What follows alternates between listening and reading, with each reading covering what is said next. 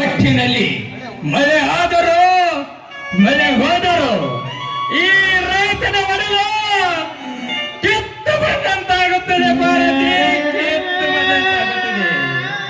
ಈ ರೈತರ ಕಣ್ಣೀರು ವರ್ಷವರು ಯಾರಿದ್ದಾರೆ ಭಾರತಿ ಈ ಜಗದಲ್ಲಿ? ಇರ್ಲಿ ಬಿಡಿ ಸ್ವಾಮಿ, ಸಮಾಧಾನ ಮಾಡಿಕೊಳ್ಳಿ. ಪಾಲಿಗೆ ಬಂದಿದ್ದು ಪಂಚಾಮೃತ ಅಂತ ತಿಳ್ಕೊಂಡು ನಾವು ಜೀವನ ಮಾಡೋಣ. ಎಲ್ಲಿ ಹೋಗುತ್ತೀಯ ಭಾರತಿ? ಇದು ನಮ್ಮಪ್ಪರ ಪರಿಸ್ಥಿತಿ ಅಲ್ಲ. ಅಮರ್ಗೊಳ್ಳ, ಅಡಗಲಿ, ಬಸರಕೋಡ, ಬೇಲೇರಿ, ಮಣ್ಣೇರಿ, ಧಾನ್ಸೂರು ಸೊತ್ತು ಹಾರು ಹಳ್ಳೆ ಸಹಿತ ಹಳೆ ಪಾಲದವ ಭಾರತಿ.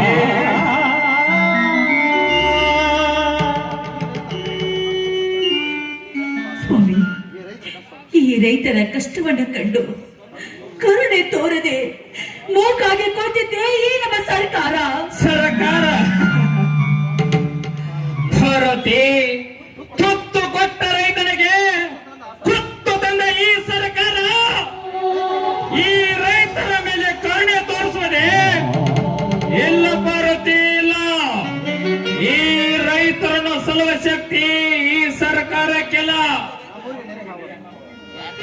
ನಮ್ಮೂರಿಗೆ ನೀರು ಹಾವಳಿಯಾಗಿದೆ ಎಂದು ಪಕ್ಕದ ಊರಿನವರು ಅಡುಗೆ ಮಾಡಿಕೊಂಡು ಬಂದು ಕೊಡುತ್ತಿರುವಾಗ ಅಲ್ಲದ ಸಣ್ಣ ಸಣ್ಣ ಮಕ್ಕಳ ಊಟಕ್ಕೆ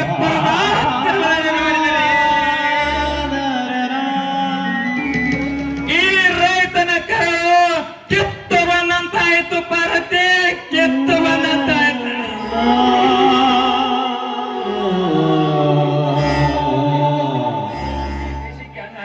ಇಡೀ ದೇಶಕ್ಕೆ ಅನ್ನ ಈ ರೈತನಿಗೆ ತುತ್ತು ಅನ್ನ ಸಿಗದಂತಾಯಿತು ಭಾರತಿ, ತುತ್ತು ಅನ್ನ ಸಿಗದಂತಾಯಿತು.